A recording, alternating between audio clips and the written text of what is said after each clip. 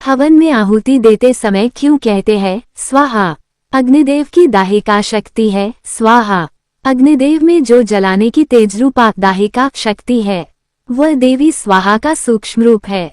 हवन में आहुति में दिए गए पदार्थों का परिपाक भस्म कर देवी स्वाहा ही उसे देवताओं को आहार के रूप में पहुंचाती हैं।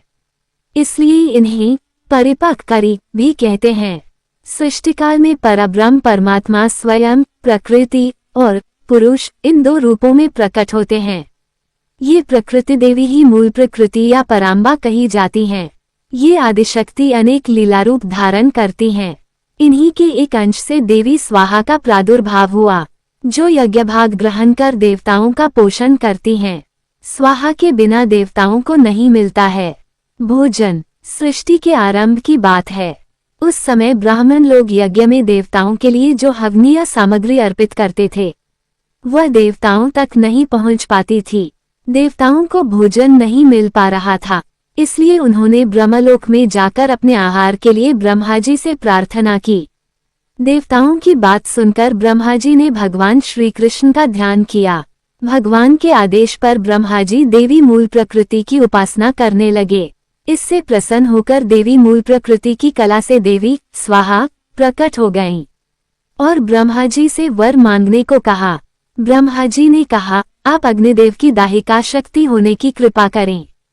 आपके बिना अग्नि आहुतियों को भस्म करने में असमर्थ हैं। आप अग्निदेव की गृह स्वामिनी बनकर लोक पर उपकार करें।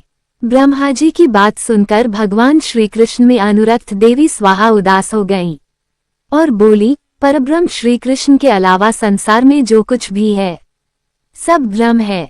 तुम जगत की रक्षा करते हो। शंकर ने मृत्यु पर विजय प्राप्त की है। शेषनाग संपूर्ण विश्व को धारण करते हैं। गणेश सभी देवताओं में अग्रपूज्य हैं।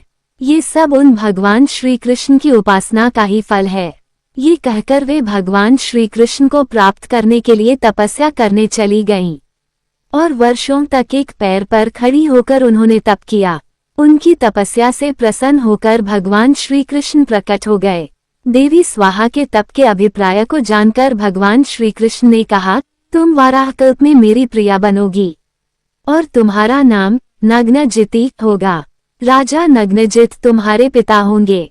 इस समय तुम दाहिका शक्ति से संपन्न होकर अग्निदेव की पत्नी बनो और देवताओं को संतृप्त करो।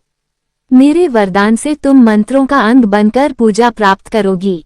जो मानव मंत्र के अंत में तुम्हारे नाम का उच्चारण करके देवताओं के लिए हवन पदार्थ अर्पण करेंगे वह देवताओं को सहज ही उपलब्ध हो जाएगा।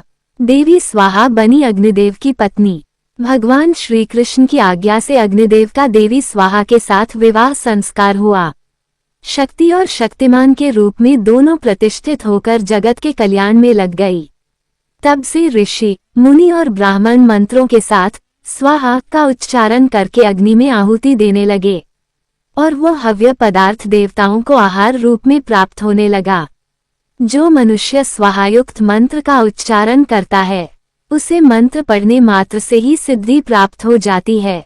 स्वाहाहीन मंत्र से किया हुआ हवन कोई फल नहीं देता है। देवी स्वाहा के सिद्धिदायक 16 नाम। देवी स्वाहा के 16 नाम हैं।